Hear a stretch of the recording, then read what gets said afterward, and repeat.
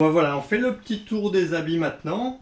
Alors on va commencer par les sous-vêtements. Donc la fameuse chaussette, ceux qui me connaissent savent que j'adore les chaussettes en mérino. Donc c'est de la chaussette en mérino avec les petits œillets à l'intérieur pour la rando. Donc j'emmène deux paires de chaussettes, une en médium et une en lourd. Donc ça change par rapport à la chaleur que ça garde. Ainsi que deux caleçons en mérino. Alors je vais pas vous les montrer parce que un, j'en ai qu'un pour le moment. Et deux, l'autre, je le porte sur moi en test. Savoir si ça gratte pas, si c'est confortable, etc. Donc voilà, ça c'est pour les sous-vêtements, donc deux paires de chaussettes comme celle-ci et deux caleçons.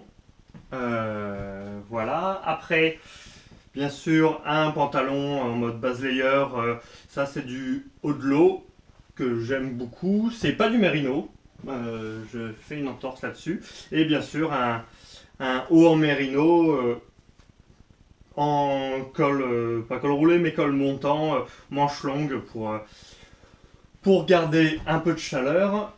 Et du coup, je viens compléter ça pour le haut avec j'ai une chemise comme ça qui est traitée contre les moustiques, contre les insectes. Donc c'est bien pratique, c'est des traitements qui sont appliqués en usine. Il est possible de les appliquer sur beaucoup de vêtements. Après, quand c'est fait naturellement, ça tient un peu plus de lavage. Sinon, vous allez en pharmacie, vous achetez un spray.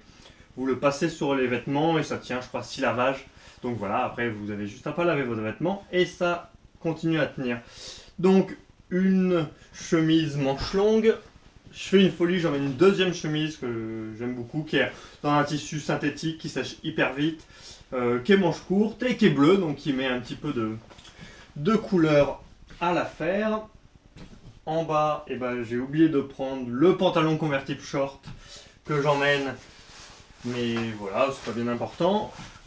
Un pantalon bien sûr en Gore-Tex, donc c'est du millet, c'est étanche, ça englobe les chaussures, c'est hyper pratique pour aller marcher sous la pluie ou quand il fait vraiment froid et qu'il y a du vent, ça c'est quand même pas mal. Avec bien sûr la veste qui va avec, toujours millet, toujours en Gore-Tex. Donc voilà, avec ça je suis paré à toutes les intempéries. Et bien sûr, j'ajoute la petite paire de guêtres qui vient en plus si c'est vraiment boueux et en Patagonie ou en Alaska ou au Canada, ça ne m'étonnerait pas de tomber sur des secteurs quand même bien boueux et bien humides, surtout les jours de pluie. Donc c'est vrai que quand on est équipé pantalon, veste Gore-Tex, plus les guêtres, avec les chaussures montantes en Gore-Tex, on se sent quand même un peu... on craint rien quoi. Donc avec ça, ceux qui me connaissent savent que j'adore les buffs. Donc voilà, c'est ces tours de cou de la marque Buff.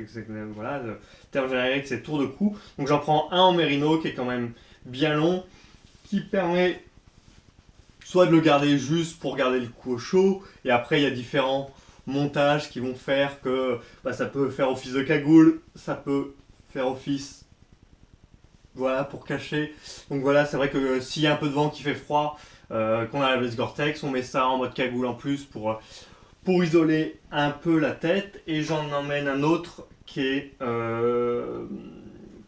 protège des UV et qui est traité aussi donc contre les moustiques. Donc voilà, c'est vraiment l'idée. J'emmène pas forcément de chapeau ou de casquette. Donc voilà, si vraiment il y a du soleil, je veux me protéger du soleil, je me le mets sur la tête. Alors effectivement, un peu une tête de con, mais bon, qu'est-ce que vous voulez qu'on fasse quand on fait un peu la course au poids? Et moi j'aime vraiment ce genre de matériel là, c'est très bien. Pour le plaisir, un board short, histoire d'aller profiter quand même un peu de la plage, etc.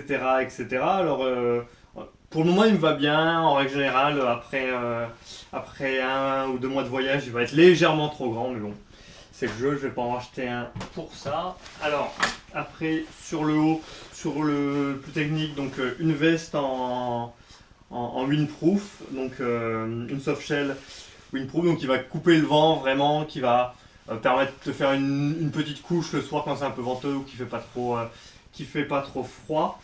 Donc c'est vrai que c'est quand même bien pratique. J'ai un peu de mal à me séparer de ce genre de produit.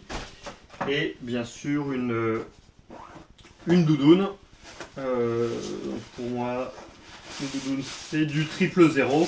c'est fabriqué en France, dans le sud de la France, plume d'oie du sud-ouest. Et voilà, donc moi j'en ai pris, elle est relativement légère, elle fait aux alentours des 250 grammes. Donc les manches sont vraiment longues, donc ça couvre vraiment bien.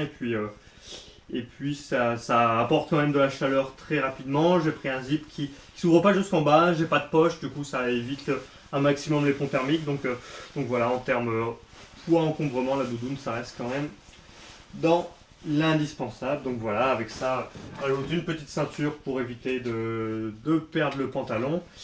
Et en fait, j'ai aussi une paire de gants. La paire de gants, c'est pour aller faire du bénévolat. Ils demandaient d'avoir des gants de manutention, des gants en cuir, parce qu'il y a des barbelés, etc. Donc je pense que je vais les trimballer quand même tout le long avec moi, parce que avoir une petite paire de gants, c'est toujours bien pratique.